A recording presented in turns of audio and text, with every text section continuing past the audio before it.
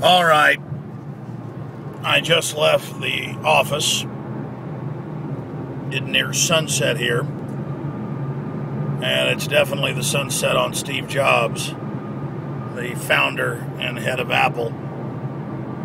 I shot a video exactly a month ago and said that I believed he had a month to live by that photo that was confirmed to be a real photo of him, looking like he weighed about 55 pounds.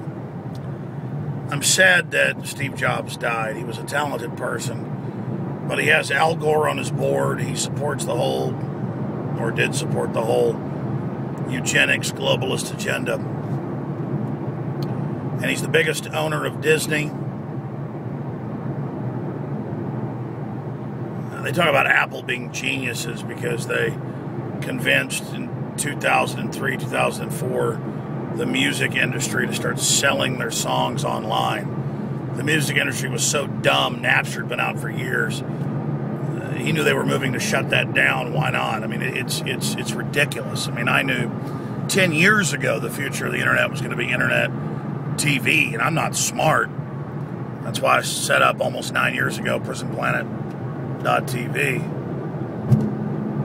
But I'm not taking away from Steve Jobs, but there was a Cryptome article out today about Apple in the 80s being funded by DARPA. So is Microsoft, so is Google. It's all on record if you just go look.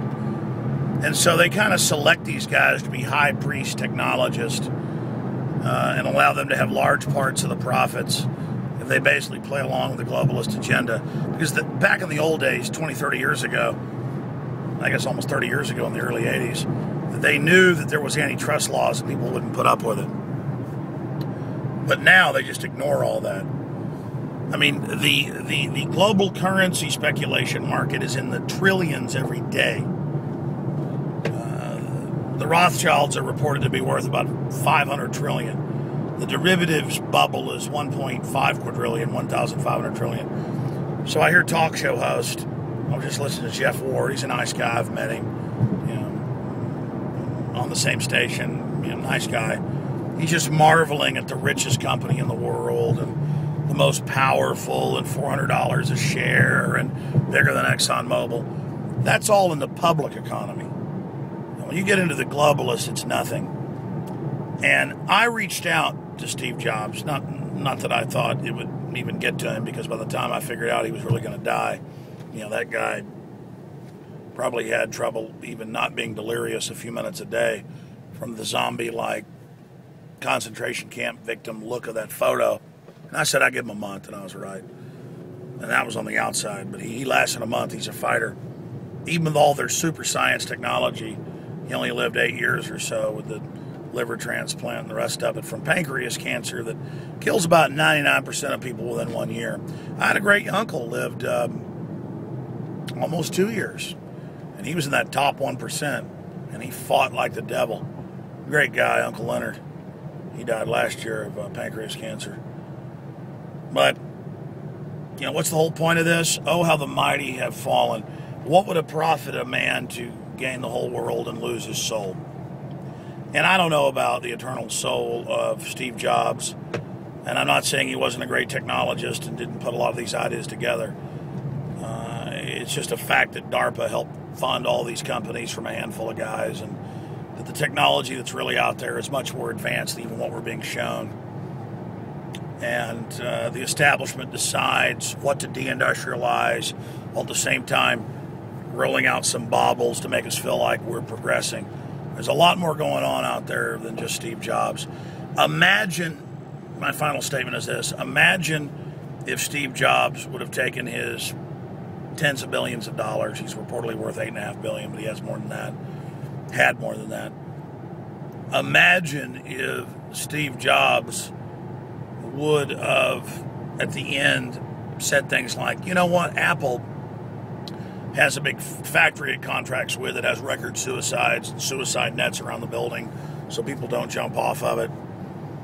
Apple is going to put a certification that we're not using slave labor wages. People would have paid more for it, but instead it has one of the highest markups up there. And so when you grandstand all day about how you're this big humanitarian and then you're one of the worst offenders out there, it's just incredibly hypocritical. And it just shows how the globalists are cold-blooded. I mean, they use any type of rhetoric they need. Wow, look at that sunset, gorgeous. They use any rhetoric they need to make everybody guilty and to basically give up their liberties and freedoms. I mean, I read all the time, even the New York Times defends it, where UN World Bank groups in Uganda and Honduras just kill villagers that are on their own property, and they say it's for the earth and that it's to plant carbon offsets, and so-called liberals prance around, and they're really just a bunch of crooks taking over society that use their liberal shielding and camouflage as a political cover. That's the same thing with the neocons. It's really a mess. And I don't claim to be up on a moral high horse and to be perfect. But I do realize what comes around goes around. You know, when you toxify your society, it comes back on you and your children. And we're going in the wrong direction. And I think a lot of these globalists buy their own propaganda. I wish Steve Jobs would have been a real revolutionary and used his money and power to do some good things for people instead of just going form over function or packaging over reality and grandstanding all day with that eco-Nazi, globalist, transhumanist, population extinctionist Al Gore. But he's still on their board and still pulling all his crap, so it's really sad. And it's too late for Steve Jobs to change what his life stood for and what he was. And that's really sad. But globalist Steve Jobs, for all his Buddhist talk, is dead like so many of his Chinese workers. And he didn't have time to turn back from what I've seen. And that's too bad.